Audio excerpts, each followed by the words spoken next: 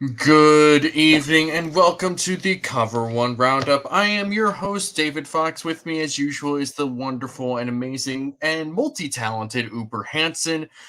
Folks, we are very glad to be doing this podcast today after this game because the Bills are still in their playoff era.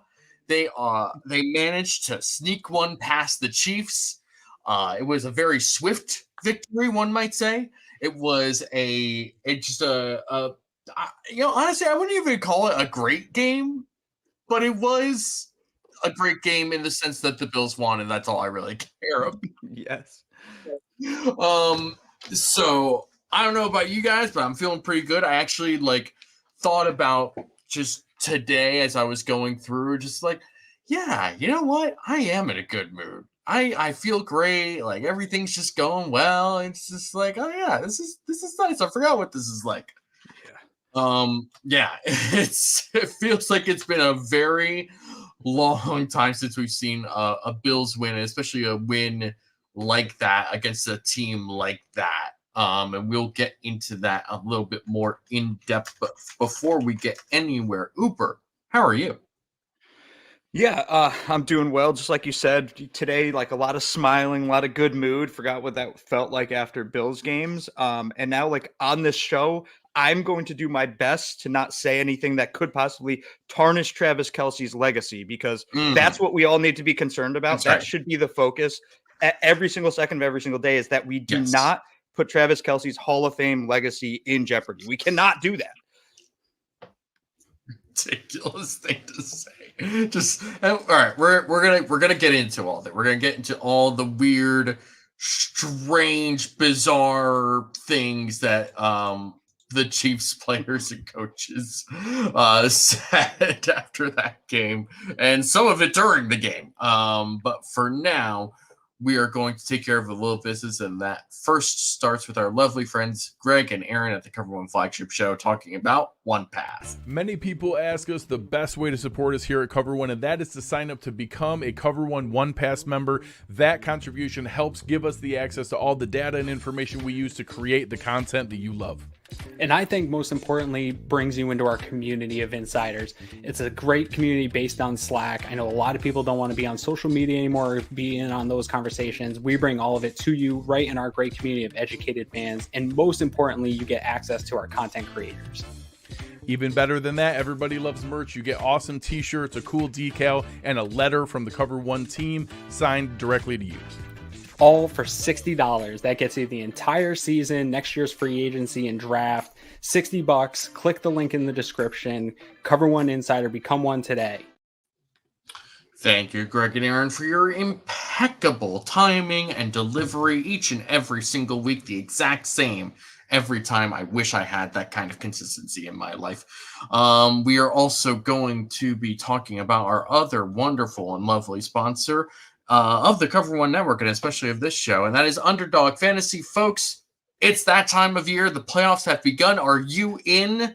No, that's okay. You and Florida State can all enjoy your time at home away from the playoff. That's going to get boxed. No. And you can go to Underdog Fantasy's Pick'em contest. You can win money predicting if Josh Allen will go over his yard total, his touchdowns, completions, some more. The Allen Diggs will blow up this week. You can put them both in your Pick'em. Predict up to 5 different over-unders correctly to win 20 times your original money. If you use the promo code COVER1 when signing up to make your first deposit, Underdog will match that deposit up to $100. That is a free $100 in free play if you use promo code COVER1. You must be 18 years or older to sign up. So sign up today and start winning today. All right. Thank you all for joining us on this lovely evening. John Herring, what's up, fam? What's up, John? We are at 7-6, along with 6 other teams in the AFC. So, not bad. The wonderful Joe DeRosa of Under Review on Tuesday nights. Drop a like for these two fine gentlemen. He's right. Hit the like button while you're here, or on your way out, or on your way in. At any point, hit that like button. It's very appreciated. Roy Collins says, we're the Bills wide receivers on the inactive list. Hey, I saw Trent Sherfield get a catch for a first down, and Deontay Hardy. Right? Oh, yeah. I mean, two different depth receivers getting first downs for the Bills. Yeah, that was there's things to talk about. So do we want to talk about the offense versus the defense? Where do we want to start with this? Yeah, do the offense first. Let's do the offense first. Let's talk about the offense. So they start hot, which was great. Start hot. You get the early turnover of Mahomes. They don't really do anything with that. They have to punt. Then the Chiefs get the ball back. They have to punt again. Then the Bills go right down the field and get a huge play to James Cook on a seam route, which was just a great design and a great setup. Great throw and catch from Allen to Cook. It was phenomenal. It was really, really great. Just a great play all around. Then Chiefs get the ball back. They have to punt again. And then the Bills get the ball. They keep driving, and Josh Allen absolutely bulldozes his way for a touchdown on the most obvious. I even said it to my dad as we were watching the game. I'm like, 2nd and goal inside the 10. This is quarterback draw territory, right? Yeah. I knew it, and the Bills knew it, and the Chiefs knew it, because they are up there at the line of scrimmage just like, yeah, we know this is coming. You're not going to be able to block all of us. We're sending like 7 here. And Josh Allen's like, I don't need everyone to be blocked. That's fine. I'll just run straight through you like an oversized toddler. It's just one of the craziest things ever. So at the beginning of the second quarter, because that drive started at the end of the first, went into the beginning of the second, basically at the start of the second quarter, they're up 14-0. And I have equal feelings of like, oh my gosh, this is amazing. They're up 14-0. And then also like, oh my God, how are they going to blow this game? It was, oh man, just all sorts of feelings. And this is what happens when you have a 7-6 team, is you're sort of just like, all right, we know this team can be good, and they're showing that they're good. Can they stay good for all 60 minutes of this game?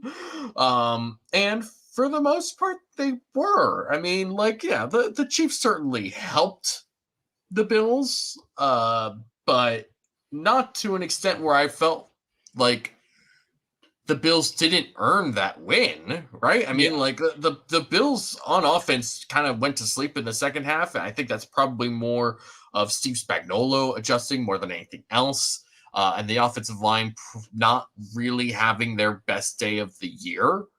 But overall, like, the Bills played maybe one of their most complete games since the month of September.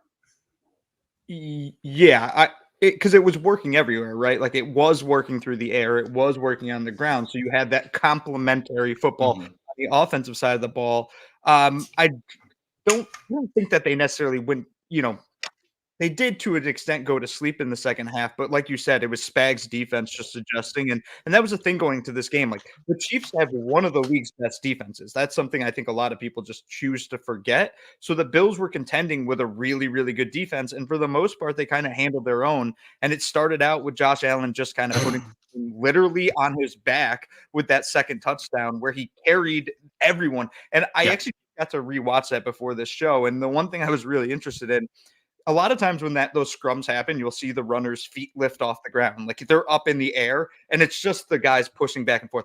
Right. His feet were on the ground the entire time, and he was just pushing and pushing and pushing. That doesn't mean he wasn't getting help, but that was an incredibly impressive rushing touchdown. And he kind of set the tone right there. And yeah, they might have not gone on to score, 28, 35 points. They only scored 20, which is kind of disappointing to an extent, but the offense kind of controlled the game flow when they needed to control it, and they put up some points when they had to put up points.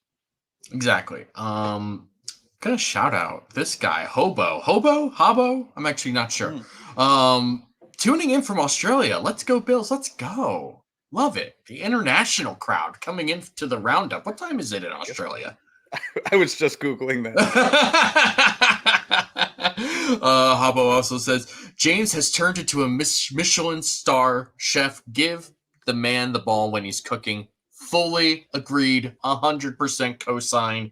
I am with you there. It's Yeah, that was probably the thing that most annoyed me in the second half in particular, was just a lack of James Cook and a whole lot of Latavius Murray. And like, Latavius Murray has been good like throughout most of the season. When his number has been called, he's played pretty well, but like, that was a lot of Latavius Murray, and I did not need that when James Cook is already performing quite well. So I felt like there needed to be a better balance of the rotation there. We didn't quite get that. It's 11:10 a.m. Tuesday. So, all right, that makes sense. Good for you. Appreciate you tuning. With James Cook, them taking him out of the field, do you think at all it plays into his conditioning? Like, do you think he needed a breather, or do you think it's purely the rotation that the Bills do, or do you think it's maybe a little bit of both? I feel like if it was like a conditioning thing or a breather or something like that, we would have still seen him more in the second half, right? Like, I don't have the, I can probably find the snap counts because I have the sheet in front of me. Let's see this here while I stall for my own sake. James Cook. Okay, James Cook had 34 snaps on offense, which is 44%. That's a little too low for me. Latavius Murray had 25, which was 32%. Ty Johnson had 16 for 21%.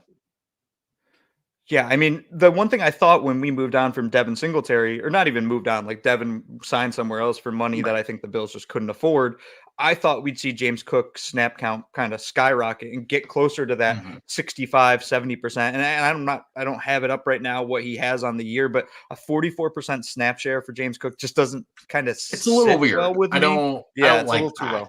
Yeah, it's entirely too low if you ask me. And look, Ty Johnson had a couple of good carries in that game as well, and he's been a nice like third guy to have throughout this later part of the season. And I don't think any of us really thought that was going to happen, right? Because like the first game I think was that Patriots game, and he had that kick return that didn't really go anywhere, and it was like, oh, okay, so this was pointless. All right, and now he's sort of come on as this extra runner, which is nice. But overall, like that snap share of James Cook should be much closer to 50, 55%, even up to the 60% mark. Like you said, it's just like, gotta be something a little bit better here. Like, I don't really get the point, especially when he was playing as well as he was. And clearly like a big part of the game plan early on, it didn't really make any sense to take him out or to not have him involved as much. And especially on a week where the Chiefs are very depleted at linebacker, right? Where that was a great way to attack this defense, was to get those mismatches with the tight ends, with the running backs against those linebackers. Like Nick Bolton, Nick Bolton has fans. I know that. I'm not one of them. I've never been. I think he's an extremely overrated player by some people. If this was 25 years ago and Jerome Bettis was playing football, like, I guess he would have been a nice player, but in today's NFL, he's not that guy. And especially when he's got a cast on his hand or whatever he had on his hand protecting him, like, go after that dude. Like, come on. Like, that was the thing to do. And they did it. That's the thing, right? They started by doing that, and then they just like didn't do it in the rest of the game. So there's some frustrations. I think I kind of noticed this with the Eagles when they played the Chiefs as well. Everyone seems very scared is probably not the right word, but they're very aware of the fact that Steve Spagnuolo loves blitzing, right? That's no big secret. Yep. And their big solution to that seems to be a lot of quick screens. And the Bills tried to do that. The Eagles tried to do that. And I understand that that's like an answer that you can do to beat the blitz. I understand that that's part of it, but like, that can't be your only answer. And I felt that way during the Eagles game. I felt that way during yesterday's game. This was a lot of those short, quick screens, and some of them did work, but unfortunately not. It just sort of felt very inconsistent in terms of their overall success. And I felt like there were other ways to potentially beat the blitz other than just doing that. Yeah, I think Eric just tweeted this out too, that the pressure rates are out and that Josh was under pressure like 48% of the time, which is a insane number. That I think I forget which source he uses. I think he uses Pro Football Focus. I personally use Pro Football Reference, and those won't come out until Wednesday. And those numbers are always different because people define pressures in different ways.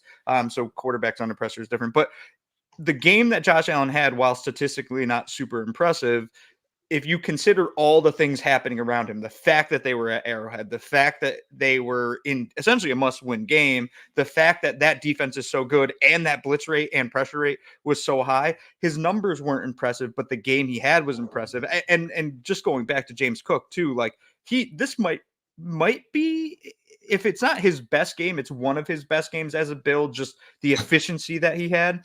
And I just want to throw this stat out there because I actually just looked this up. So right now, James Cook ranks 1, 2, 3, 4, 5, 6, 7th in the NFL in scrimmage yards total in the NFL. That includes wide receivers and running backs. 7th in the NFL, which is wild. He has 9 less scrimmage yards than Travis Etienne, who has touched the ball 62 more times than James Cook.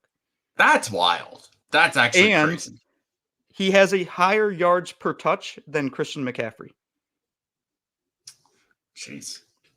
Yeah. So yeah. James Cook's having himself a year, and yesterday was a great game for him. But James Cook does not score as many touchdowns as any of those dudes, and that's part of it. Yeah, he has 4. Etienne has 10, and McCaffrey has 17. So. He has 17, really? Mm-hmm. My God. Yeah, that's ridiculous. Jeez. Yeah. Roy Collins says, do you think Ty Johnson is a better compliment to Cook than Murray is? No, largely because I don't think Ty Johnson is nearly as good at pass protection as Latavius Murray is, and that's always going to be an important part of this equation. If you're going to be a backup running back, you have to be able to pass protect. That's just the long and short of it. And Ty Johnson has been good, and especially in finding those sort of extra couple of yards and fighting for those extra couple of yards after contact, but Murray has that veteran ability and also just knows how to win in short yardage and also pass protect. And even though he tried really hard to screw up that amazing, miraculous play that Josh Allen made on the sideline, Latavius Murray still can kind of sort of catch the ball. But yeah, it's that is what it is. This defense does definitely miss Milano. It's tough. It's tough seeing this defense play without Milano. It just is. And I wish you were here. I wish Daquan Jones were here. I wish Tre'Davious White was here. But we can't have nice things in Buffalo all the time. So for sure. That is what it is. It's just really, really frustrating.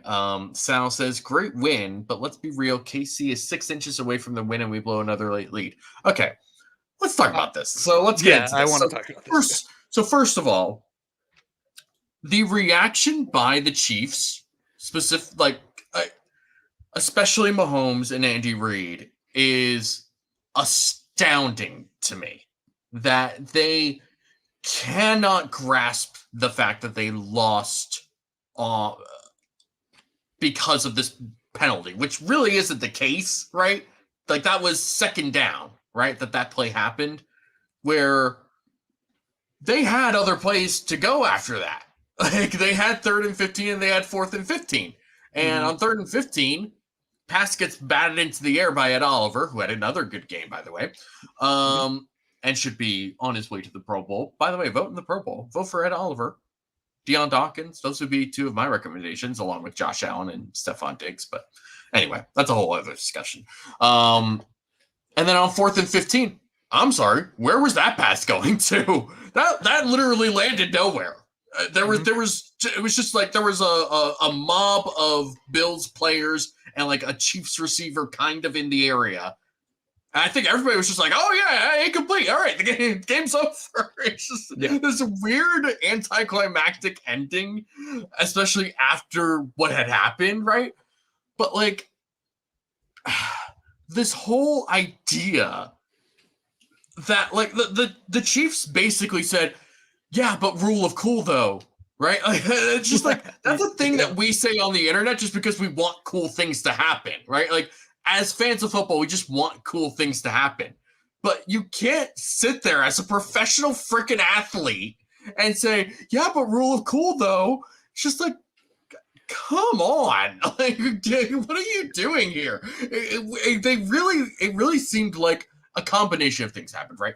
First of all, it's like they felt entitled to getting that win, right? It just it felt like they wanted that if they didn't get that win, then it was because of something else. It wasn't their fault. It was because of something else. And then I think the overall reaction after the game and after that drive had finished and the Bills were kneeling out was just that, like, Mahomes is clearly fed up with what's been going on with this team. And I don't blame him, obviously, because it's been frustrating for the entire season to watch your receivers drop the ball or not be in position or, you know, not fight on contested plays or whatever it is, right? Like they've been a mess. And I, on this podcast earlier in the offseason, when Kyle and I were going through our AFC tier list, you know, we talked about like the Chiefs team still has Kelsey, Mahomes, and Andy Reid. There's really not much else to say here. But also, I pointed out, like, this this wide receiver group is bad, or really just like unproven. I mean, they drafted Sky Moore, who was unproven. They had Rashee Rice, who like needs to be schemed open, and that's fine. And he's weirdly been their best receiver most of the year at this point, especially recently. You know, Travis Kelce is great, but he's definitely getting older.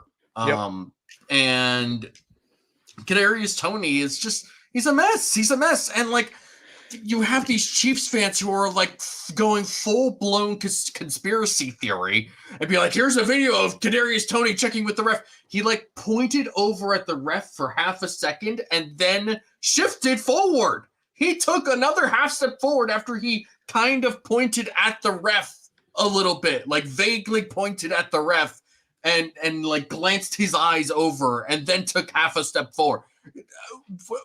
You can't. This is like grade A unfiltered copium from Chiefs fans right now. It's insane. It's insane.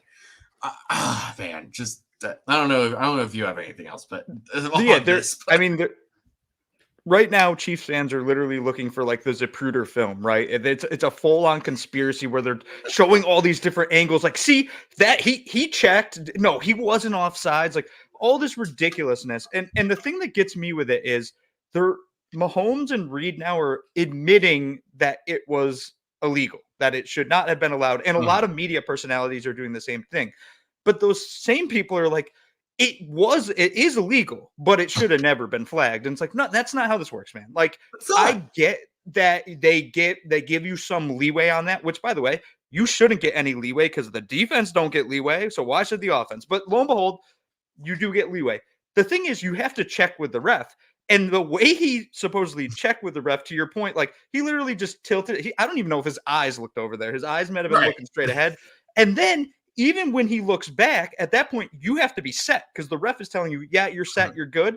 He moves his feet forward. So even if he did check, it's just why it was a penalty. It was the right call. The flag was thrown right away, not after Travis Kelce just went absolutely Looney Tune and just threw a pass to Kadarius Toney. The one thing though that does kind of bother me, and I've seen this comment, and you had brought it up from somebody that's watching, and I also saw it on Twitter yesterday, is they're discrediting what the Bills did because of this penalty. They're saying, well, if it wasn't for this penalty, then the Bills would have lost the game. One, we don't know if they would have lost the game. Josh Allen gets the ball back with a minute left and 3 timeouts. Who knows? Maybe he drives down the field and scores.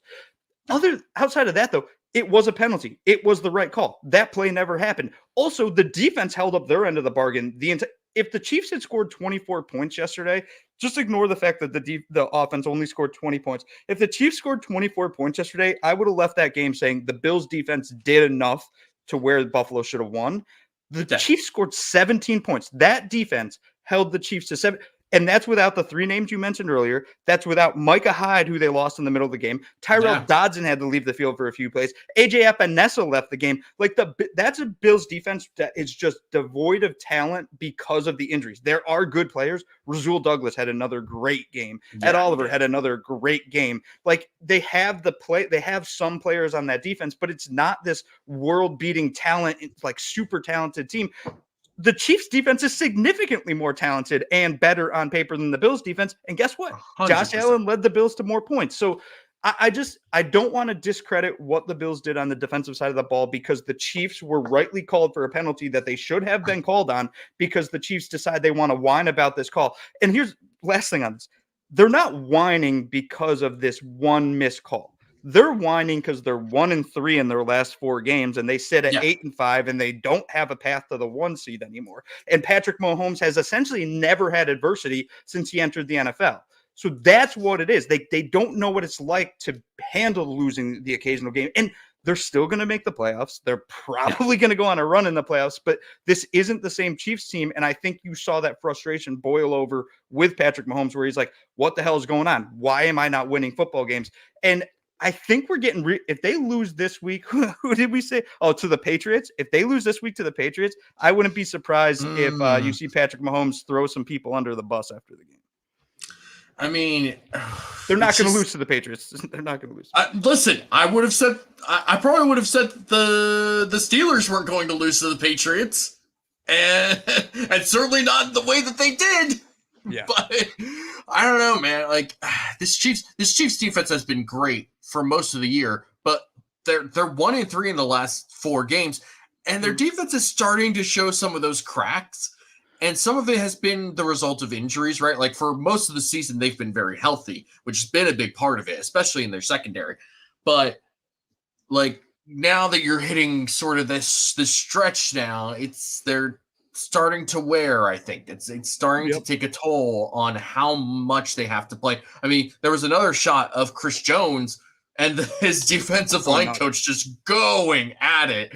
And first of all, just great television whenever somebody is able to get that shot of a player and a coach going at each other, but also just hilarious how Chris Jones is like getting kind of animated with him with the coach, and the coach like takes the iPad and smashes it down. And Chris Jones' response just brings that oxygen mask right to his face, like, yeah, I don't care.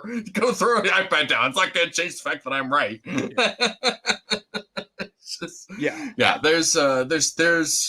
There's problems with the Chiefs right now. They're only 1 game ahead of the Broncos. And the Broncos have been playing very, very well in the last like month and a half, really. There's a very legitimate chance. I don't know about very legitimate, but there's a possibility where the Chiefs don't even win this division at this point, and they end up being a wild card, which would be incredible.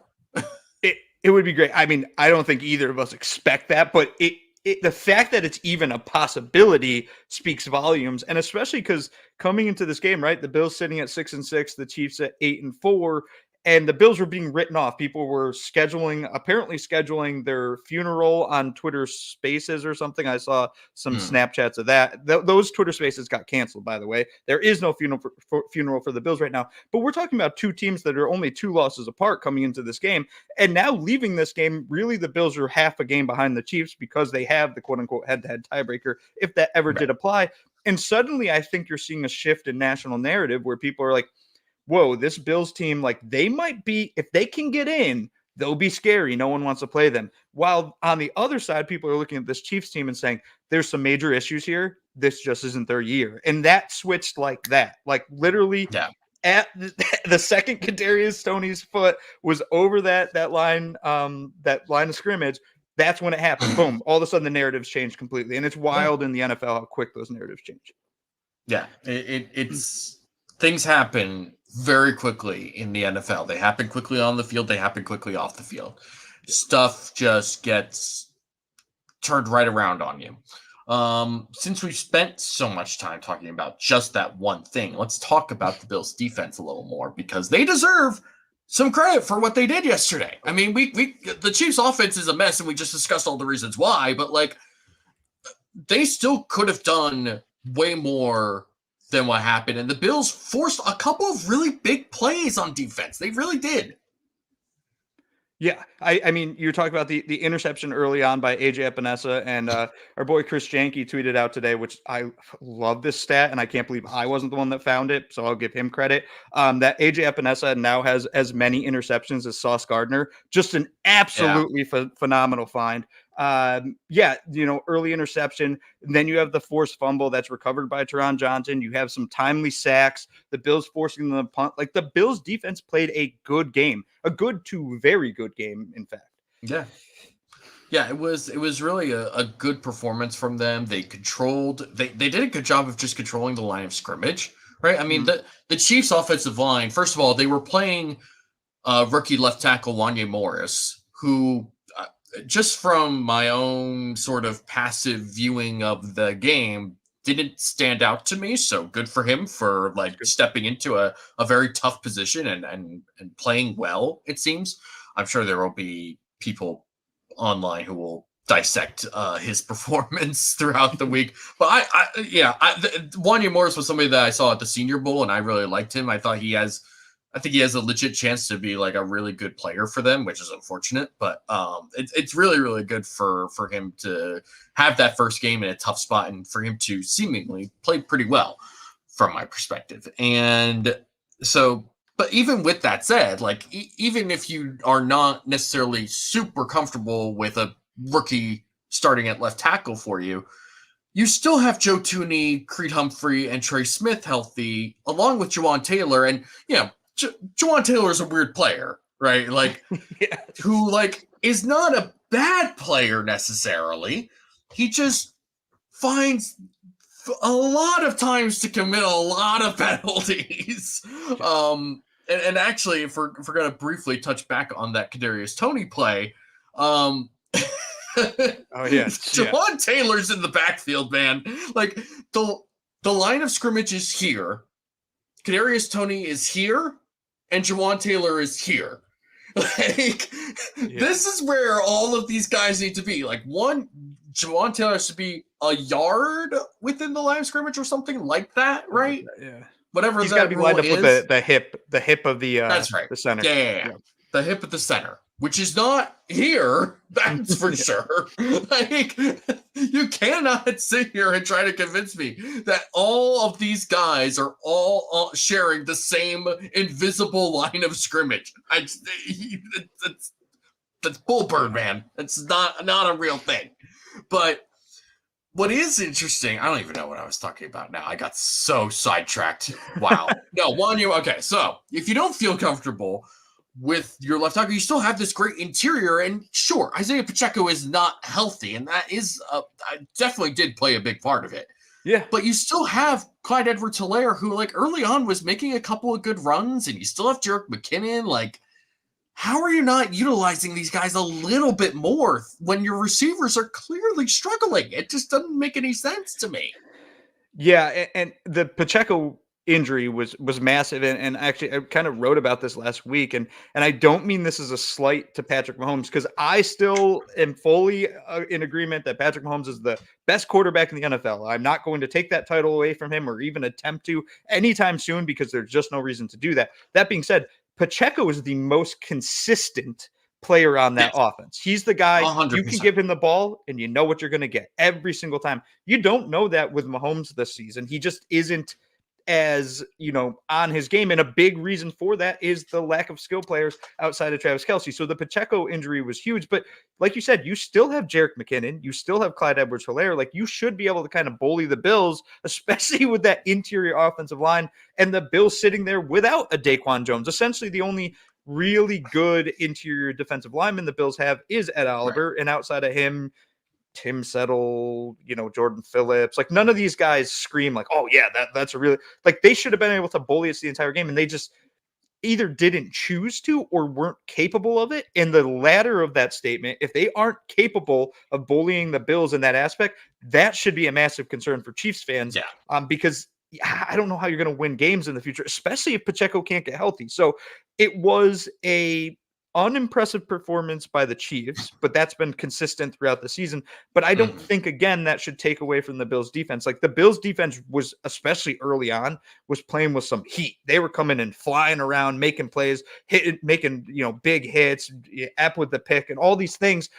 You're starting to see that kind of like, you've seen this the past few weeks too. And I know the Eagles game didn't end the way we wanted to, but they seem to be playing faster right now, like more aggressive, more physical. And I think that's something that has been missing probably earlier in the season where it was more lackadaisical. Now they're back fire and brimstone. And I think that's the way they have to play. Like just risk it all. Like if you give up a big play here and there, that's fine, as long as you make the big plays. And the Bills win the turnover battle, which is why they won the game. Exactly. Right. Like this has been the thing that kind of concerned me with all of the injuries that happened early on, was like, when you take away Matt Milano and Trey White in particular, you are seriously lowering the ceiling for potential turnovers to a crazy degree. And the fact that in the last 2 games, they've been able to find a couple of turnovers, very, very important. I mean, even Rasul Douglas has been a big part of that, right? Like, and that was such a big trade to make for Brandon Beane right at the deadline, to get somebody like that who can help you, who just like goes after the ball in coverage and coming up, like, making tackles. Like he's somebody who can make plays on the ball and try to get like forced fumbles or interceptions. Like this has been a huge player and acquisition for them. And it's so important to be able to at least get a couple of, or at least one turnover, because you feel like Josh Allen's going to turn the ball over once, right? Yes. For as great as Josh Allen is, this is also part of having Josh Allen, is like he will turn the ball over probably once in a game, and that sucks, but like you live with it because of all the other things that he does. And because of that, you do need to be able to create a turnover or 2. And the Chiefs, for as unremarkable as they have been on offense, generally speaking, they don't just like hand the ball away a lot of the time. They've had, like Mahomes has had some more turnovers this year. Some of that has not been his fault, obviously, because of the way the receivers have played.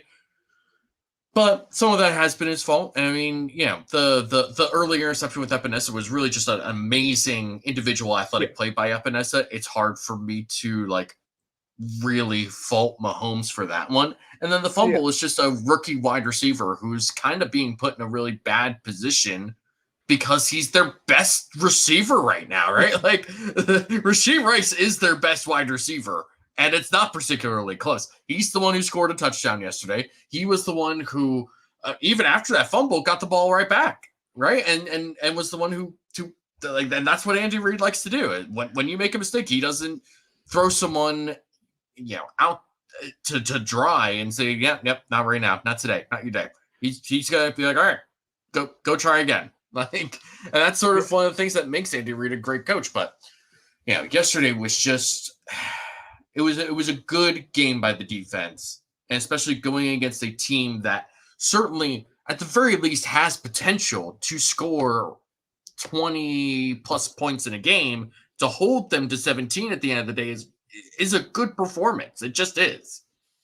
Yeah, I like, we keep using this word good, and I think that's the perfect word for it, right? I think the Bills defense was good. I think the Bills offense was good. I don't think either of them were great. It wasn't the best performance that the defense has had all season. It wasn't the best performance that the offense has had, but it was one of the better complementary performances that Buffalo had all season, just because. What a concept. Complementary football.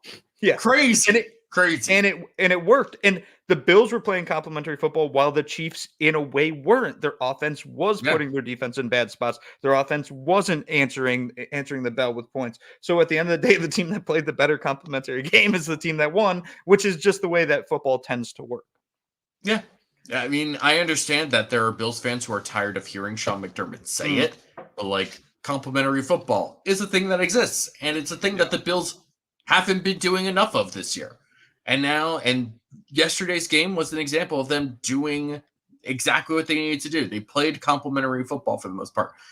The offense got hot early. They did not do as much in the second half as they should have, but the defense played pretty well in that second half. They really did a good job. I think that this defense, this is sort of the performance that they need to be able to put together, right? They don't need to be perfect. They don't need to be amazing. They just need to be able to make enough plays, create enough stops so that the offense can do something better, so that the offense can do what it's supposed to be doing.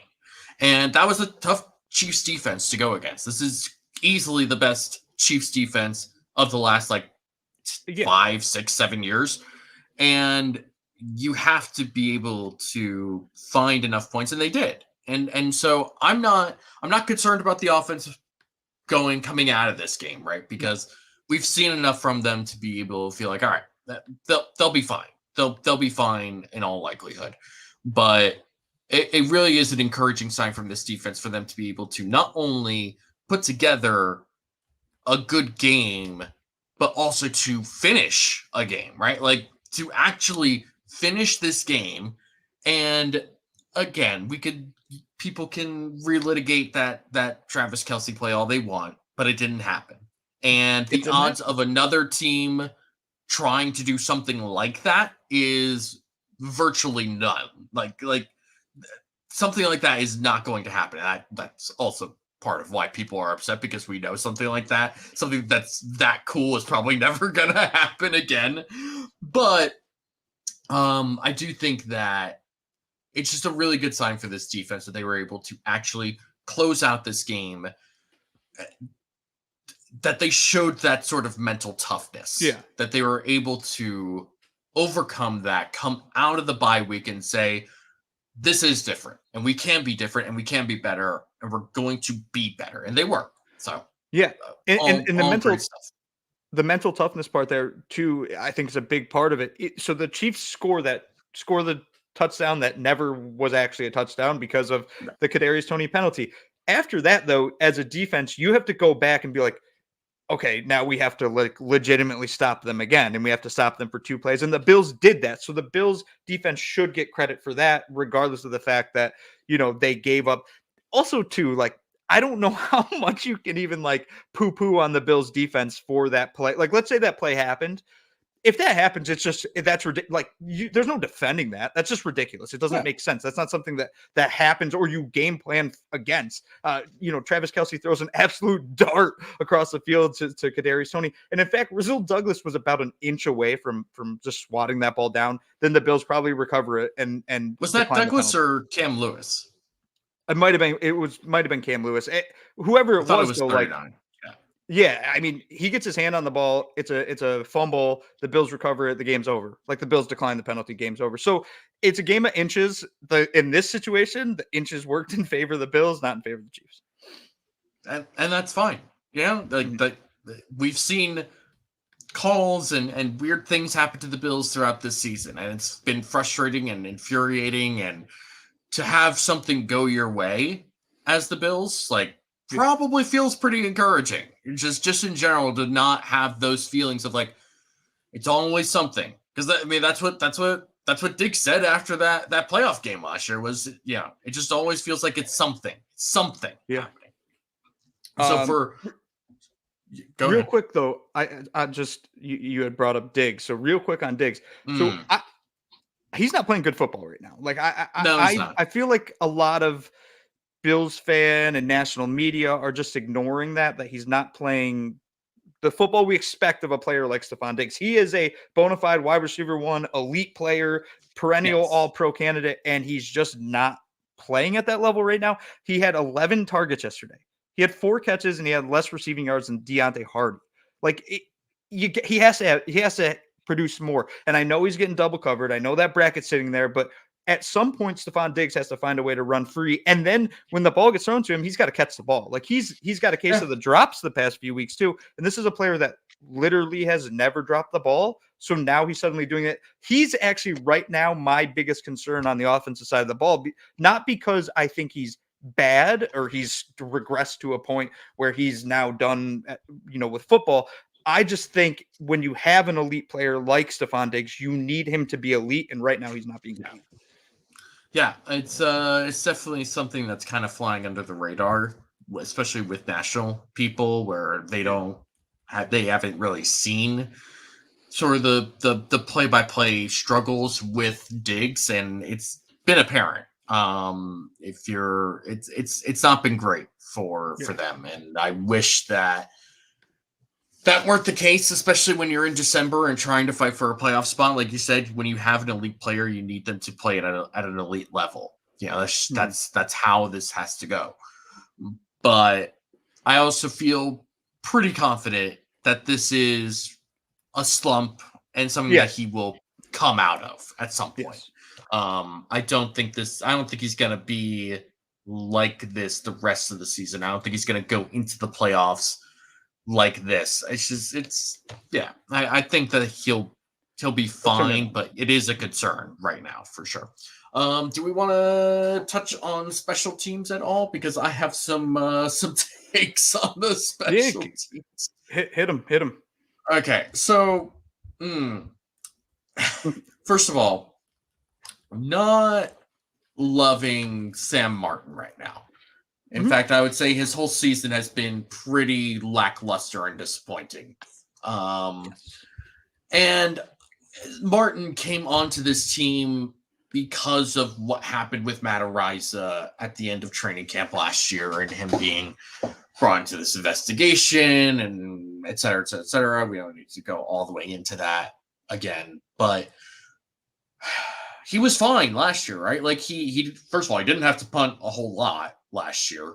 And when he did, he was generally pretty good. But this year has not been the case for him. It's been some weird punts from him. It's not been good from Sam Martin. And Tyler Bass started off the season great. I think you and I were both in agreement that like this was, if there was a chance for him to make like an all-pro campaign, that this was going to be the year given the way that he started, and that unfortunately has not continued. I don't really know what the deal is with Tyler Bass at the moment, but it's gotta change because I don't want to go into the postseason with a kicker that I'm not all that sure of. It's not fun. It's not fun. Bills fans have had enough misery with kickers in the playoffs. Yeah, the Sam Martin thing is a problem, and the good news for Bills fans is that they still use their punter amongst the least in the league. Like he doesn't really punt that much. Like outside of the London game where he punted 6 times, the most times he's punted in a game is 4, which most teams, there's a lot of teams that do that in the first quarter. So the Bills only punting 4 times in a game isn't awful, but when he comes in, you want him to at least, push the ball 45, like get a net 40 plus. And his net right now is in the 30s. Like that's just not good enough. And then the other, benefit of having a player like Sam Martin is, you talk about holds and we had issues with Corey Bojorquez when he was on the Bills, and his holding problems ultimately basically ended the career of Mason Crosby, that, and also just Father Time as well. But for Sam Martin to be struggling there, and then meanwhile Tyler Bass has some really weird things happening kicking. Like even when he's making some field goals, you're watching them go through the uprights and saying, that was a little close. And I think there's concerns, and I want Bass to start heating up. The Martin thing doesn't concern me as much just because the Bills really don't punt. But when he's on the field, I just kind of hold my breath, like, please don't let one get taken to the house. Yep.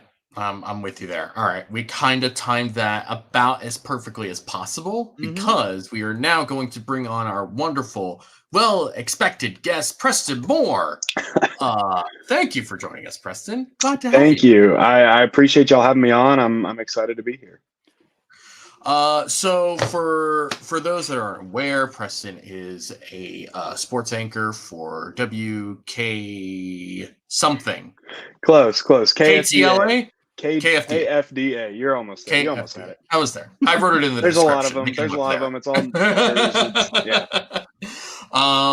So we brought him on to talk about the Cowboys. I met Preston sometime last year when we all got put into a group chat and ultimately a fantasy football league together.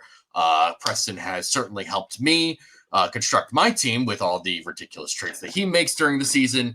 But it's good to have you on, Preston. So we're just going to jump right into it. First of all, a dominant win by the Cowboys last night, beating the Philadelphia Eagles 33-13, which was something that they needed because, first of all, there was no way that they were going to maintain positive momentum in December if they had lost to the Eagles again, right? Like losing the game in Philadelphia, that the way that they did was already kind of just like a really bitter pill for them to swallow. But winning the game, first of all, was important. But winning the way that they did was kind of just like, yeah, we are here and we're probably 1B to the 49ers 1A in terms of teams in the NFC. And Dak Prescott is playing outside of his mind right now. He is high level quarterbacking from him right now, and it's been impressive. And in a season where there's no clear cut candidate for MVP right now, if Dak sort of continues this run and if Josh Allen kind of continues his run, like it might end up being one of those two guys by the end of it. And I'm going to let you just sort of talk about Dak, especially throughout this season, because of all of the sort of narratives that came into the season about Dak, and sort of like Mike McCarthy kind of publicly saying like, yeah, we got to do something to fix the turnovers and et cetera, et cetera, et cetera. And now they're at a point where it just seems like Dak is playing much more freely and strongly and just like playing his best ball. Right. So and especially since you are Mr. Daktivation, I'll let you take the floor on this one. Yeah, I think it's pretty clear to anyone who has watched Cowboys football and actually, understands the game on at least a basic level that over the course of the offseason, the takes about Dak Prescott got a little out of hand. Yes, he had a bad year. That's no secret. We all saw the interceptions.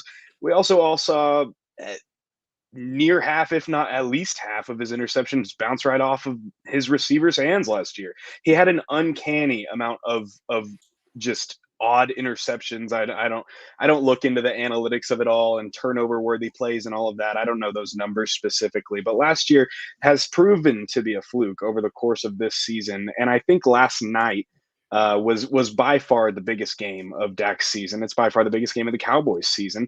And it proves that, since that bye week, everybody's talked about since the bye week, the Cowboys have really turned it around. And it's true. They have. I mean, it's a different team. We had Mike McCarthy, obviously, like you mentioned, came on, said, hey, we really do have to fix this interception problem. It is an issue. It's no longer an issue, clearly, in Dallas. And then even mid-season, we had CeeDee Lamb talk to the media and say, I'm not getting the ball enough. I don't remember his words specifically, but it feels like that was forever ago with the last, 6-7 games that he's had. Clearly they changed something. Clearly it's working. Dak is playing aggressively. And I think he likes that. He's using his legs more than he has ever since before he had that really terrible injury a couple of years ago. And that has really opened up his game. It's opened up what the entire offense can do when Dak can use his legs like that, especially in a year when Tony Pollard has not necessarily proven to be the every down back that I think the Cowboys were hoping he would become.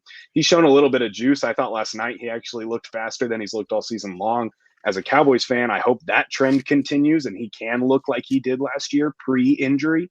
But that being said, when you have the run game kind of stall, I don't want to say stall, but take a slight step back from last year. You need a quarterback who's going to be able to take over a game, who's going to be able to put the ball in the right receiver's hands, who's going to be able to make completions and move the chains. And that's what Dak's been able to do for the Cowboys all season long. I have never seen him play with this level of confidence. I've been a fan of his since 2016 when he got the job. Was a fan of Romo before that, obviously, but I've never seen him play with this level of confidence, this level of swagger. It really does feel like Dak's on a bit of a revenge tour, I think, this year. I think he heard it all. He's very good at leveling the outrage that comes with being a starting quarterback in the NFL, especially the starting quarterback of the Dallas Cowboys. But he's done a good job with all of that, and he seems to be, enacting his, I don't even know if it's revenge on the league itself, but he's out to prove something. That much is clear. And I think so far he has proven that something. And as far as the Bills and Cowboys go with this game, it's really interesting to me because both of these teams really need to win to get where they want to go. I mean, this couldn't be, I mean, it's hard to imagine a game that could be more important for these two teams in the regular season, given where they are right now. The Bills obviously had a statement win yesterday. Josh Allen looked phenomenal. Really put the team on his back against the Chiefs, I believe. And to have that win to put them in that possession, or to put them in that position where the playoffs are very much still in reach for the Bills, as well as for the Cowboys to have a statement win that they had last night over the Eagles that says, hey, we are in that top tier of the NFC. We can beat the good teams. We can make it to an NFC championship game and beat a team that can also make it to an NFC championship game. The 1 seed's still in play for the Cowboys. Obviously, a couple other things would have to happen with that, with the 49ers, but it's a really important game. And right now, I mean, both teams really need this win, and both teams are, I think, kind of surging, and it's going to be really interesting. It's going to be a very interesting game because of the sort of, I think the interesting matchup to me is going to be the volatile nature of Josh Allen versus the volatile nature of Dallas's defense, right? And especially in their secondary. Obviously, DaRon Bland has had just one of the craziest seasons a cornerback can have, in that he's scored more than quite a number of receivers in the NFL right now. Just a ridiculous number of pick sixes for him. But it's sort of in the same way like how Stefon Diggs plays, of just like being super aggressive in attacking the ball, which also leaves them vulnerable to big plays or just sort of not being in position all the time. And a couple of weeks ago against Seattle, obviously that was probably DaRon Bland's worst game, where he just got really cooked. And even in that game, he still had a big play, a big turnover. So I think that coming up with the right plan to sort of neutralize not only that, but also Micah Parsons, who started off the year at a high pace, right? Like he looked like the player that we all remember him being, and being this high level player.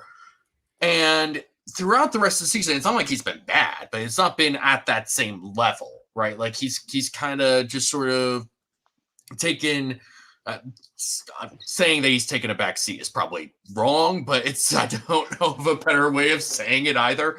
I just think that for this, there's a way to kind of attack and beat this Dallas defense, but it's not going to be quite as simple as, keeping things underneath or taking the short game or whatever. Like you're going to have to be aggressive against this Dallas defense. Otherwise you're not going to be able to do what you need to do and score the points that you need, because if you think the more opportunities you give this Dallas defense, the more opportunities they have to turn the ball over. That's just how it is, I think. And so I think you do have to push the ball. I think you have to be aggressive against them. As far as the Bills defense matches up against Dallas, I don't like this matchup at all. I think that with Dak playing the way that he is, with CeeDee Lamb, I was a huge CeeDee Lamb fan when he came out of college. I was dreaming of different scenarios for the Bills to try and trade up to get CeeDee Lamb, and it's like, if they do this, if they trade that, maybe it's a lot, but they could do it. And then of course they end up trading for Stefon Diggs that year. So it was like, all right, well, I don't have to worry about that anymore.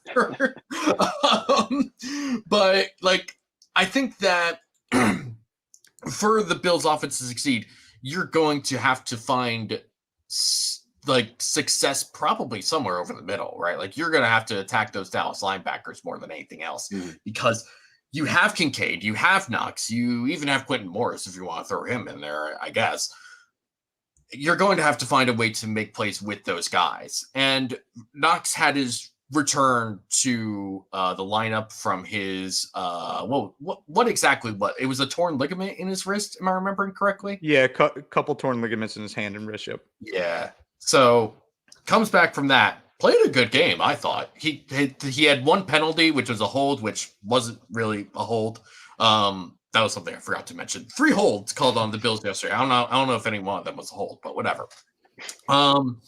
So you have Knox, and having Knox is really important because I believe it was Tej Smith what's his name? I can't even think of his name. But some guy who works for Summer Sports, which is Eric Eager's company, mentioned that Dallas is definitely vulnerable to 12 personnel. And so having Knox back in the lineup is important because it allows you to actually use 12 personnel in a way that's meaningful. But also because, like, Dalton Kincaid is now day-to-day because of a shoulder injury. And while the Bills didn't necessarily seem to be overly concerned about that, it's not ideal. So 12 personnel, I think, is the biggest key to this. I don't know what thoughts you have, Uber, on this, but yeah. No, I mean, I think that, like you said, I think the Bills offense can find success against Dallas. I'm not saying they will. I'm saying they can. I am absolutely terrified of how the Bills defense is going to match up against the Cowboys offense, just because I don't think they have the talent with all the injuries to match talent for talent. So it's going to take a mistake from Dallas, not just kind of go through the game at a normal pace. But on the offensive side of the ball, Deron Bland is such an interesting player because it's interesting that he's not really in the running for defensive player of the year, maybe on the outside looking in, even though he's had a freakish year statistically. But like David said, it seems like people are attacking him in the same way they did Trevon Diggs, like kind of live and die with him. Like, okay, we're going to throw at him. He's going to pick us off one time in this game, but we're going to hit him on a big game. So I guess from a Cowboys perspective, like, what would be your biggest fear from the Bills offense? Like, is there a fear you look at where you say, this is a concern that I have because I see a deficiency or kind of a weakness in the Cowboys defense? From my perspective, I mean, it sounds pretty simple, but I mean, Josh Allen, it has to be the biggest fear of anybody who plays the Bills. You never know when he's going to pop off and play out of his mind and do some kind of freak, play that no one else can make in the entire league. And I think as far as the Cowboys defense goes, last night was a statement for them. They needed that because lost in all of the Cowboys hype, the Deron Bland stuff, lost in all of that, I believe, is that defensive unit for the Cowboys did not play well against the Seahawks all night long. They got lucky on a terrible play call with fourth and 2, 4th and 3 for the game, where they intentionally left Micah Parsons unblocked in that play. And to me, obviously the defense wins that game in the end, but throughout the game, it was Dak Prescott and the offense that was even keeping you in the game, because it was, if we weren't having the kind of firepower that we had offensively in that game, it's a blowout, and the Seahawks embarrass us on national television at home. That is what it looked like it could have become. And so this defensive unit is volatile, and Deron Bland, vulnerable. Sorry, Deron Bland also. I don't know where I stand on Deron Bland. I don't know where I'm at because, a couple weeks ago during that Seahawks game, I tweeted out, I was like, this is, the Seahawks are exposing Deron Bland for who he is, 2021 Trevon Diggs. Diggs got better and became a better corner in coverage, a little bit less of a greedy ball hawk, but Bland seems to be playing that way, and he certainly was getting burned by DK Metcalf all night long against the Seahawks. That being said, last night, Devontae Smith had, I can't quite remember, but I know that Deron Bland locked down Devontae Smith and Dallas Goedert anytime he covered him. And to me, obviously, DK Metcalf's a better player than both of those players, I believe. But that being said, I mean, Deron Bland, it's such a very interesting thing for him. And I think if I'm the Bills, and David, you and I have talked about this before in terms of Josh Allen and Dak, because they do play pretty similarly a lot of the time. Let Josh Allen be Josh Allen. If I'm the Bills, that's what I want to do. I want to let Josh Allen be Josh Allen. I want to air it out, and I want to try to get the ball to Stefon Diggs as much as possible. Obviously, Stephon Gilmore for the Cowboys had a phenomenal game last night against A.J. Brown. But that being said, that the Dallas defense is permeable. I think the Dallas defense is beatable, and that's one thing that, as a Cowboys fan, I have a fear of, because I don't want to get locked in another game like we had with the Seahawks. The Seahawks are not a good enough team, in my opinion, to be taking us toe-to-toe to whatever that final score was, 45-42 or something like that. That doesn't give me much confidence going into the playoffs if a Seahawks team can do that. Now we have Josh Allen coming up who can do unbelievable things. Diggs is a phenomenal wide receiver. You mentioned Kincaid. He's had a great year so far. If he's healthy, that will be a big deal, I think. But yeah, no, David, we've talked about it before. Let Josh Allen be Josh Allen. Let him sling it. And, there may be, I would imagine, if I were a betting man, which sadly I am, I would put money on, I would put money on Josh Allen throwing a pick.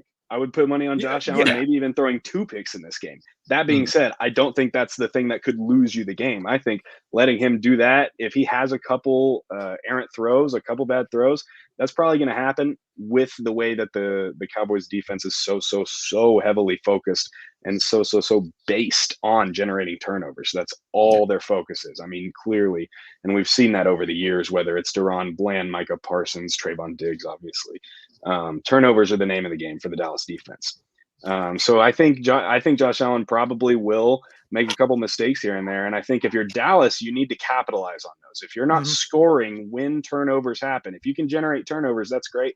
But then you have to score. That's one thing they did last night against the Eagles. Even if they didn't get 6 on the board, they were able to put up 3. And you have to be able to do that if you're Dallas, because you are hopefully, from the Dallas perspective, you're hopefully going to get those opportunities. You're hopefully going to be able to generate some turnovers. But if you can't score off of it, there's no point in having it at all, because the minute it goes back to that Bills offense, you really never know what can happen. And David, like you said, attacking the middle, I think, is a big deal. The Cowboys are weak at linebacker. We've known this for a while. That's why they wanted Shaq Leonard. Didn't even get him. Marquise Bell has looked good at linebacker. He's a safety turned linebacker, which is something Dan Quinn likes. Bell has improved as the year has gone on. That doesn't mean that he's the star of the defense by any means. He's still, I believe, the weak link in that defense, in that linebacker position. He's improved, like I said, but I think you can attack the middle and you can have some success there. I also think if you're the Bills, and I have not watched, I don't think I've watched a full Bills game this year. Maybe I might have watched 1 or 2 in prime time. I can't remember. But I know I've watched as much as I can of highlights and things like that, and obviously kept up with the league. And if the Bills can establish a run game, that's where I would attack. That is where we've seen a lot of teams take it to Dallas in the run game. James Conner with the Cardinals just tore us apart. And that's, I mean, you look back at that loss, Dallas fans right now, I'll tell you right now, they're looking back at that loss and looking at our schedule ahead and the Eagles' schedule ahead and saying, well, if we hadn't lost to the Cardinals, maybe we'd still have a much better shot at winning this division. Right now we're in first, but it's still, with the remaining schedules, it doesn't look like Dallas is going to come out on top of the division, given who the Eagles have left to play. So if you can establish a run if you're Buffalo, definitely, I think that's where you would focus if you're the Bills, is attacking the middle, letting Josh Allen sling it, and then establish the run if you can. That's where I think the Dallas defense is most vulnerable. For sure. And you bring up kind of a potentially underrated storyline coming into this game, which is Stefon Gilmore's return back to Buffalo. And obviously he played with New England for a couple of years, so it's not like he's unfamiliar with this whole idea. But Gilmore's been around for a while, and he did not have the best reputation when he was with the Bills. For some reason, people thought he was bad, and I never ever understood that. I've learned a lot of football from the point in which Stefon Gilmore was drafted by the Bills in 2012 to where I am now, and I knew back then that people calling Stefon Gilmore bad just made no sense to me, because he's always been good. He's a great player. He was great for the Bills. He was great for the Patriots. Even last year with the Colts, right? He was a great pickup for them, and that was he kind of parlayed that into this contract with Dallas, and he's been great with Dallas as well. It's a really great career for Stefon Gilmore. I think that's a big part of it. Like you said, the run game is something that they're going to have to really establish, because you want to be able to play action off that. You want to be able to try and get those linebackers to be as wrong as possible. And actually somebody around here in one of these comments, Maria Svinth, Just watch the Dallas versus 49ers game and do that. Okay, so super simple thing to say, easy thing to say, but the nugget of truth from that is one of the things that that Kyle Shanahan's offense and what he does in those offenses is to basically make the other team's linebackers as incorrect as possible. Wherever you are going is the wrong direction. And if you're doing that, that's sort of how everything is always open over the middle. That's how you're able to create space to allow guys like Deebo Samuel and Christian McCaffrey, et cetera, whoever, to make plays after the catch because they have space to work with, because the linebackers and people at the second level are not in the position that they're supposed to be in. So when you're able to get the run going, when you're able to force these linebackers to bite on the run, even a step, right? All you need is a step. That's all you need at times in the NFL. When you get into those sort of positions, I think that's going to be, like you said, just a critical part in how the Bills will be successful on Sunday. Anything else from either of you gentlemen? I have one thing that I'm actually really interested in, and one thing I want to monitor as the week goes on, because we don't know today the answer to this question. I'm really interested in the weather in Buffalo on Sunday. I think that's one thing from a Bills perspective. As a Bills fan, here's what I want. I want frigid. I want -10. I want cold, or I want maybe a little bit of snow. Not a lot, a little bit, because I want to see what it's like to have Dak and that Dallas offense come up out of the dome in Dallas and have to play outdoors in a windy, cold, wild stadium in Buffalo, where Josh is kind of used to that. Josh doesn't play out of his mind in those conditions, which at times can be frustrating with all the talent that he possesses and that crazy arm strength. But at the same time, having that experience and trusting, his abilities with his legs, I think that could be a kind of, I'll say this, Dallas is the better football team right now. I don't really even think that can be questioned. They are a top 3 team in the NFL, if not top 2, right up there with San Francisco. The Bills are not on that tier right now. Like, I don't think it's fair to say they're on that tier. So that weather could be something that brings them closer together. So as a Bills fan, that's what I'm rooting for. So Preston, from your end, do you see any validity to that? Do you have any concern with weather, or you think that's kind of not going to be that big of a concern regardless of what the conditions are? I'm glad you brought it up, because it's been my number one concern concerning this game for a while is the weather aspect of it. Now, the Cowboys are used to playing in the cold more than most teams from around here, being that all of our divisional rivals are in the New England area with Washington and New York and Philadelphia. Obviously, they know how to play in the cold. They're used to it. But with the role that they've been on, we've seen, obviously, you mentioned just now, Cowboys are, and again, I would obviously say this as well, top 3 team in the NFL, clearly top 3, probably top 2 in the NFC. That being said, we've seen how great they are. We've seen what they can do, how they can light up the scoreboard, how they can just dominate on all phases of the game. Last night, obviously, the biggest example of that. Most of this great Dallas team that we've seen has been at home, which is why this stretch of games is so important for the Cowboys, because the difference between having home field advantage in the playoffs for the Dallas Cowboys specifically is probably bigger than the difference it will have on a lot of other teams. And right now, the Cowboys are in win now mode because they want to have that home field advantage whenever the playoffs roll around. It's become a really, really strong advantage in Dallas. Obviously, 15 straight wins at home, longer then I believe it nearly triples the next best or the next longest current home win streak with 15. So home field advantage is huge for the Cowboys. We haven't necessarily seen this dominance on the road as much, not recently, I don't think. Unless something is escaping me, I'm not sure.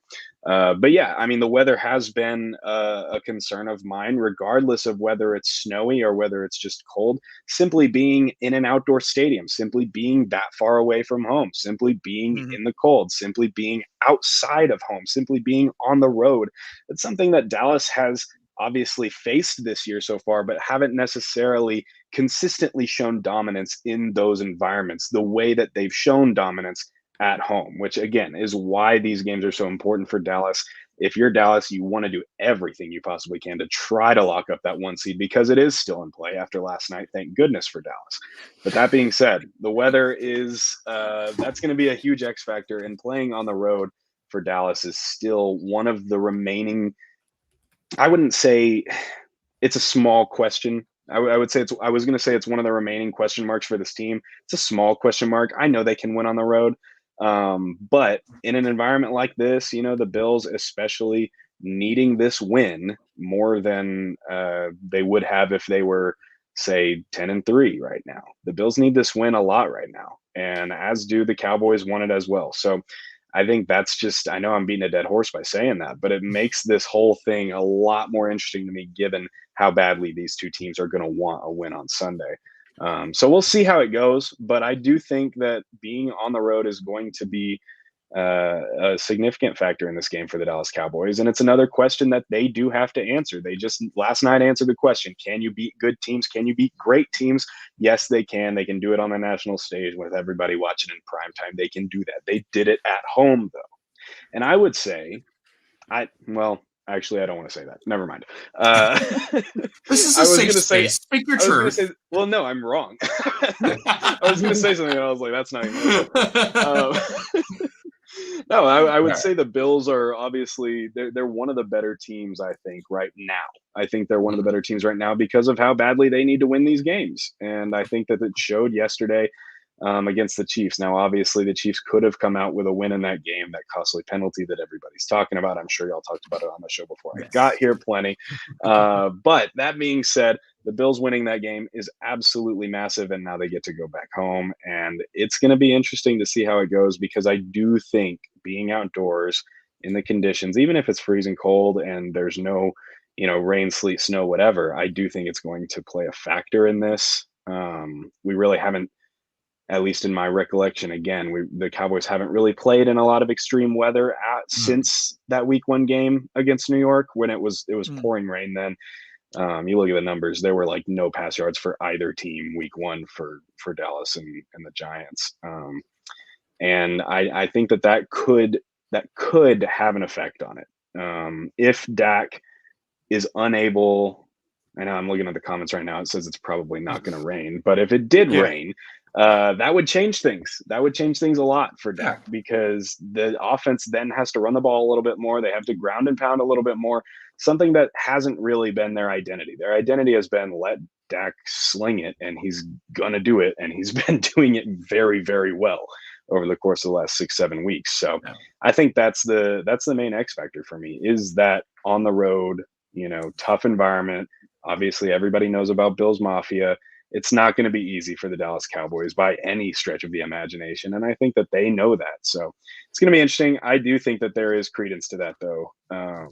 Uber is talking about the on the road factor and whatever the weather ends up being in Buffalo, you never really know. It can always shift and you never know what it's going to look like. And it's always challenging for every opposing team, I believe. So. All right. That is basically going to do it, but we do have one last thing that we need to do. Folks, it is time for True or Rubbish. Let's go. See, now, I kept that on loop. I shouldn't have done that. But, so, for those of you unfamiliar with the show, Preston, we have a tradition that we often do, not always, but often do, which is to play a game of True or Rubbish. I will give you, since you are the guest, a statement, and you will tell me if it is true or rubbish. This is actually going to be a longer one, because I don't want to spoil anything. Let's just get right into it. So, I'm a little scared. I have a little bit of fear right now. You should be. Okay. So, all right. True or rubbish? Some people say defense wins championships, but others say, not me, of course, but others say trick plays win championships. So, Preston, true or rubbish? Do true or rubbish, trick plays win championships? I could catch some flack for this. I got to think about it. I'm going to go with Rubbish. I'm afraid. Rubbish. Ooh, I'll go with rubbish. It was all I'm going with rubbish. rubbish. If Trick Plays won championships, the Bills probably wouldn't have won last night. Yeah, I like that. I like that. I'm gonna use that now. The fantasy football league that we are in is called Trick Plays Win Championships and is headed by a very interesting person. Let's just Tricky Town. It's tricky. Tricky Hey, Town. look, I'll say I like Trick Plays. I wish Trick Plays won Oh, yeah. championships. That's way more fun. All right. Next, so on your Twitter profile, not your X profile, but Twitter, your pinned tweet is you at a Jonas Brothers concert with your brother, right? Am I correct in that? Yes, sir. Okay. So true or rubbish, the Jonas Brothers are the best concert you've ever been to. Oh man, yeah, true. Has to be for that experience alone. I mean, that was After all, that was can't believe it. It was it true. was a very special moment for me and my brother both.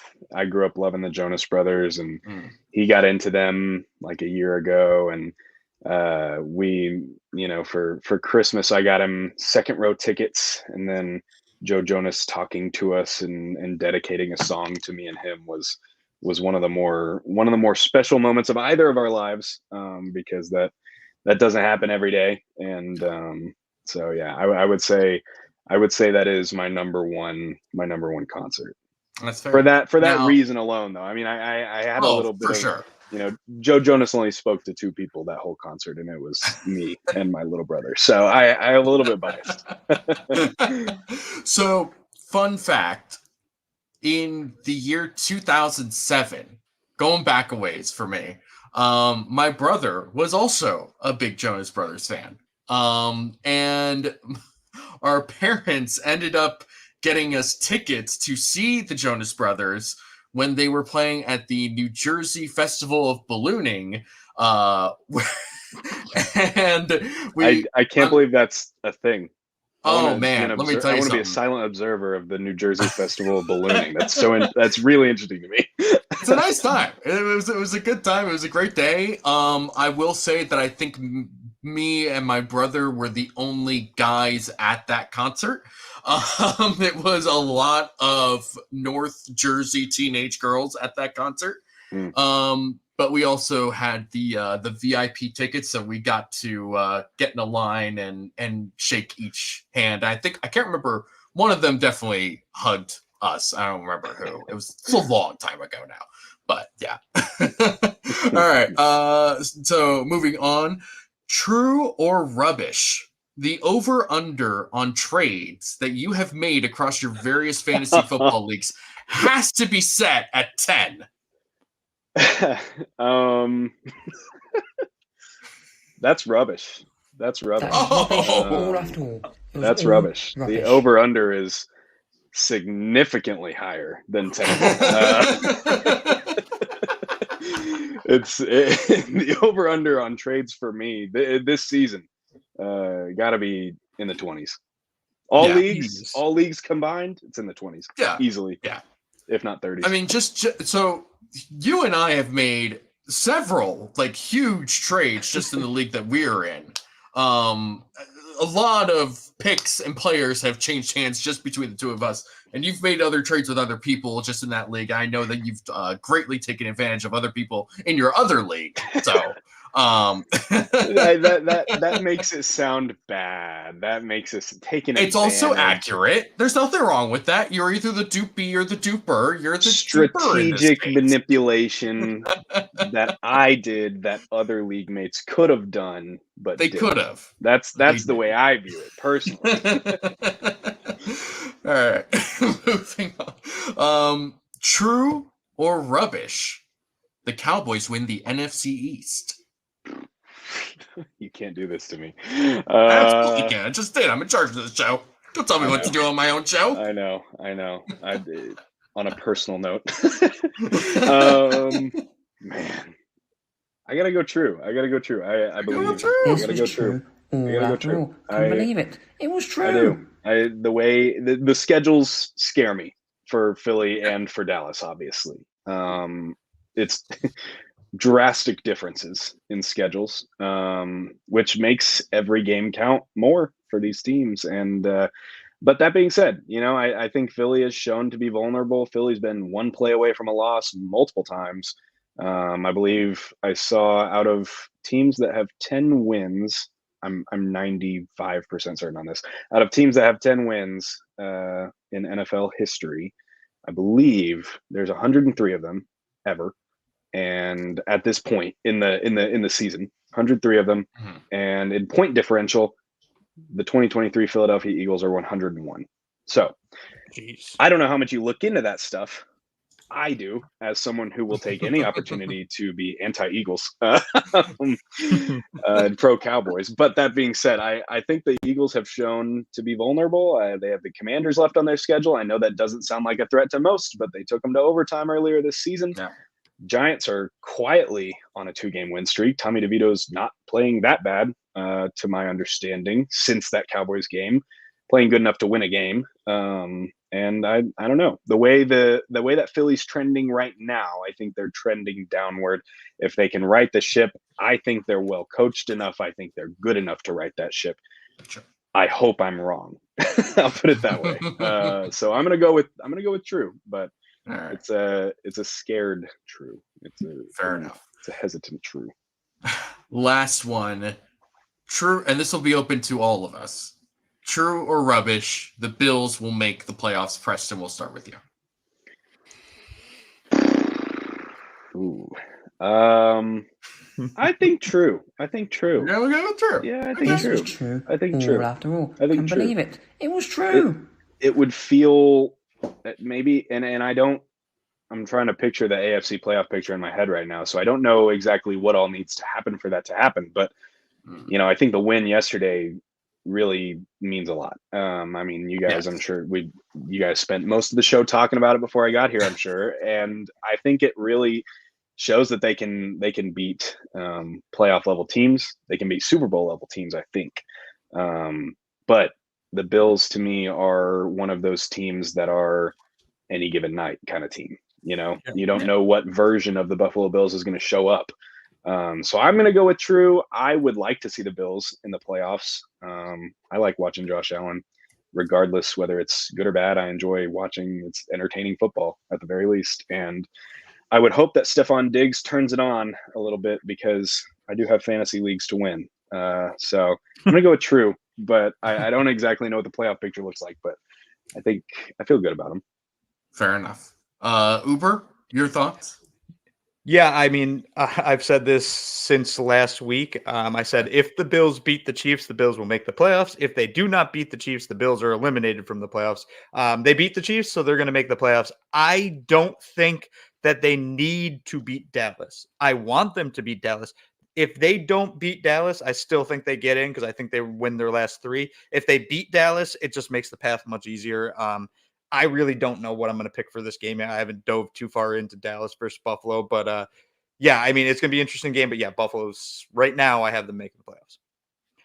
Fair enough. I am also going to go with true. That leaves us with 3 trues, and I'm okay with that. I feel relatively and mildly confident in the Bills after yesterday's win.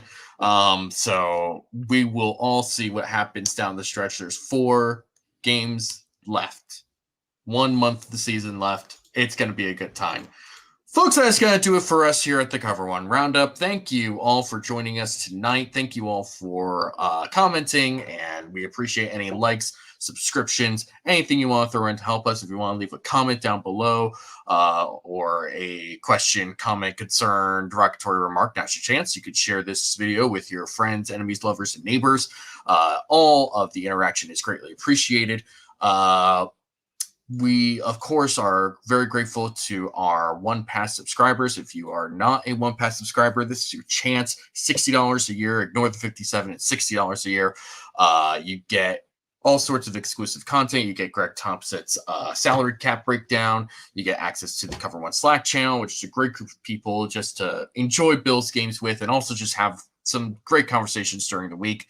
And you get a decal and a t-shirt. Who doesn't love a little swag here and there? So consider that. It is very, very good, very helpful to us to direct way of sponsoring and helping us directly. That is going to be it. Preston, where can the people find you?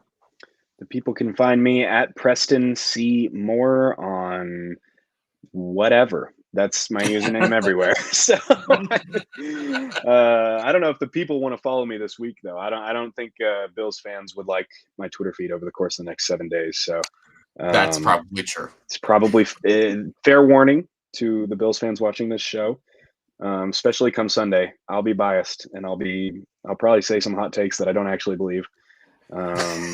But that's just the way it goes on Cowboys game day for me. Fair enough. So, but that's where I am. Uber, where can the people find you? At UberHansen on Twitter. I'll be dropping my rooting interest on Wednesday, matchup preview Friday. This should be just a really good game on Sunday. I'm excited for it. You all can find me at DFAUXY on Twitter with some, I don't know, stuff to say every once in a while. And you can also find me after each Bills game with a quick recap of what happened. So thank you all for tuning in. We are grateful for every one of you. Tune in next week after this game against the Cowboys.